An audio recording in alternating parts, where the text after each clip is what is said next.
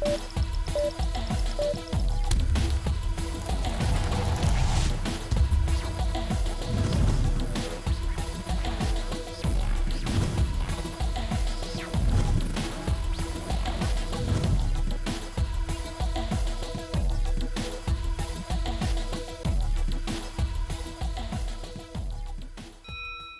êtes-vous déjà demandé pourquoi, le matin, lorsque vous finissez votre boîte de céréales préférée, vous retrouvez tous les bons petits grumeaux sucrés au fond du sac? Pourquoi est-ce que, les autres matins, vous aviez seulement droit aux gros flocons ennuyants?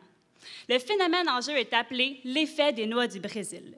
La légende raconte qu'il y a bien longtemps, des cueilleurs de noix au Brésil parcouraient de longs chemins leurs camions remplis de noix.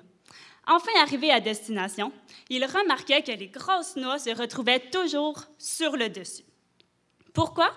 En fait, lorsqu'elles sont agitées, les petites noix peuvent se faufiler à travers les grosses et c'est pour ça qu'elles se retrouvent au fond.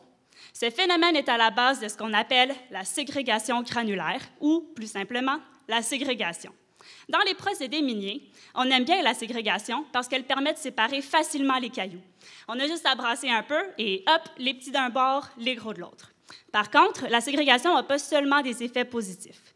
C'est d'ailleurs le cas pour une compagnie d'ici qui récupère des vieux pneus usés, comme à l'image 2, pour en faire de l'essence. Comment est-ce qu'ils font? Ils prennent les pneus, ils les coupent en petits morceaux, puis ils les mettent dans un gros réacteur qui ressemble à une grosse bétonnière, comme à l'image 3. Ils chauffent ensuite la paroi extérieure du réacteur jusqu'à ce que la température à l'intérieur soit d'environ 800 degrés.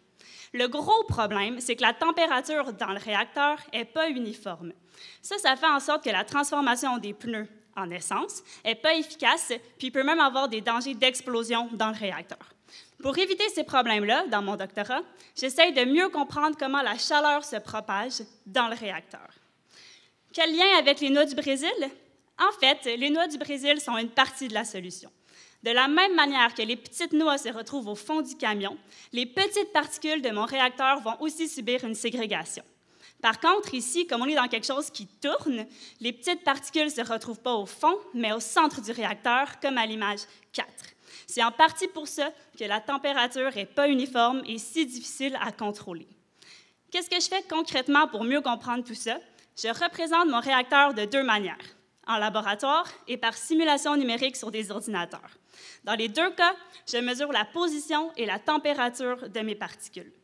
Avec tout ça, je comprends mieux le lien entre la ségrégation granulaire et la variation de température dans mon réacteur. Et avec ça, on devrait pouvoir concevoir des réacteurs plus efficaces, mais surtout plus sécuritaires dans plein d'applications différentes.